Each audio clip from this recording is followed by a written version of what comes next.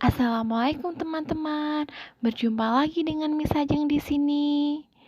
Sebelum Miss memulai pembelajaran, Miss ingin bertanya nih, siapa yang kira-kira di sini sudah bosan di rumah dan ketika mengerjakan soal harus kejar-kejaran dulu nih sama orang tua? Angkat tangannya.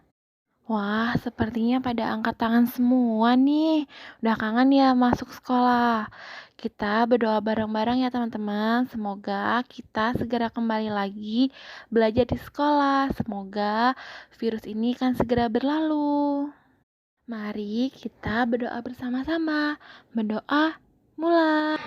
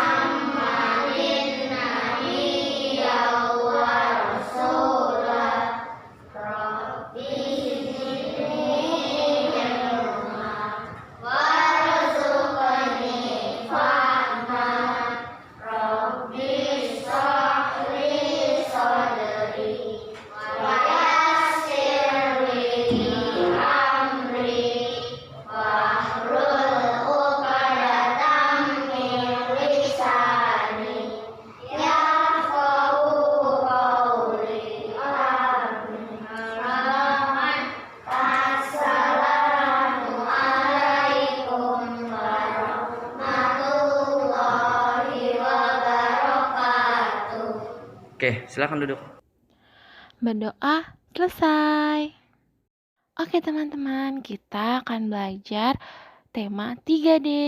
Miss akan menjelaskan pelajaran SBDP, yaitu mengenai tari. Miss akan menjelaskan mengenai pengertian tari, unsur-unsur tari, gerak dalam tari, dan jenis-jenis tari. Langsung saja ya, yang pertama Miss akan menjelaskan mengenai pengertian dari tari. Apa sih itu tari?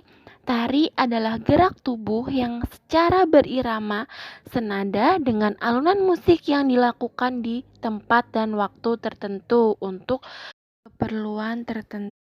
Selanjutnya yaitu gerak tari. Gerak tari adalah gerakan tubuh yang selaras dan berirama sehingga menghasilkan karya seni yang dilakukan di tempat dan waktu tertentu. Nah, sampai di sini kalian sudah paham mengenai tari dan gerak tari? Alhamdulillah, kalau kalian sudah paham, misalkan lanjut ya mengenai unsur-unsur dalam tari. Unsur dalam seni tari ada 3, yaitu yang pertama ragam gerak. Gerakan yang ada dalam seni tari haruslah mempunyai nilai estetika dan juga keindahan yang dibumbui dengan ekspresi serta emosi yang berasal dari jiwa. Yang kedua yaitu pakaian. Penampilan dari seorang penari mempunyai peran yang sangat penting di dalam setiap penampilan para penari. Pakaian pun juga harus disesuaikan dengan jenis tari yang akan ditampilkan. Yang ketiga yaitu iringan. Iringan adalah alunan musik yang mengiringi seni tari pada setiap pertunjukan. Itu tadi merupakan unsur-unsur dari tari. Next, kita akan bahas mengenai jenis-jenis tari. Jenis-jenis tari pun ada 3. Ada tari tradisional, ada tari kontemporer, dan ada tari kreasi baru. Kita bahas satu-satu ya teman-teman. Kita yang pertama bahas mengenai tari tradisional. Tari tradisional merupakan tarian yang berasal dari suatu daerah dan juga merupakan tarian yang turun-temurun sehingga menjadi budaya dari daerah tersebut. Contohnya ada tari reog dari Ponorogo, tari saman dari Aceh, tari piringan dari Minangkabau, tari pendek dari Bali, dan masih banyak lagi. Yang kedua yaitu tari kontemporer. Tari kontemporer merupakan tarian-tarian yang berkembang di Indonesia dan tidak terpengaruh dari unsur seni tradisional. Untuk jenis tarian ini biasanya menggunakan iringan yang lebih modern dan juga koreografinya sangat penuh makna serta unik. Yang ketiga yaitu tari kreasi baru. Tari kreasi baru adalah pemekaran dari seni tradisional. Gerakan pada tarian ini biasanya dipadukan atau dikolaborasikan dengan tarian jenis yang lainnya. Biasanya dalam tarian kreasi baru ini digunakan ritual upacara keagamaan dan sebagainya.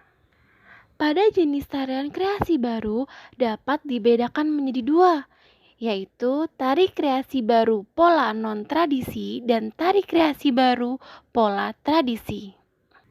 Itu tadi merupakan jenis-jenis dari tari. Sekarang kita akan belajar mengenai fungsi dari tari. Fungsi yang pertama sebagai sarana keagamaan. Semenjak dahulu di dalam upacara keagamaan manusia menggunakan tari-tarian sebagai sarana untuk berkomunikasi dengan Tuhan. Tari biasanya digunakan sebagai sarana keagamaan yang bersifat sakral. Yang kedua, sebagai sarana pergaulan. Tari pergaulan adalah tari yang diperuntukkan untuk menyatakan kerukunan dalam masyarakat. Hal ini dikarenakan manusia sebagai makhluk sosial, sehingga membutuhkan interaksi dengan manusia yang lainnya. Yang ketiga, sebagai tontonan. Jenis tarian ini yang dihadirkan sebagai sarana hiburan semata. Hampir setiap daerah yang ada di Indonesia mempunyai jenis tarian yang satu ini. Diharapkan bahwa setiap yang menonton tarian ini akan merasa terhibur. Itu tadi pembahasan kita mengenai tari. Alhamdulillah, pembelajaran SBDP kita hari ini telah selesai. Semoga apa yang sudah Miss sampaikan bisa kalian pahami ya. Nanti kita bisa praktek menari di sekolah. Miss akhiri ya perjumpaan kita hari ini.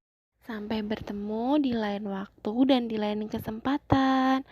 Miss harap kalian selalu sehat dan terus semangat belajar di rumah ya.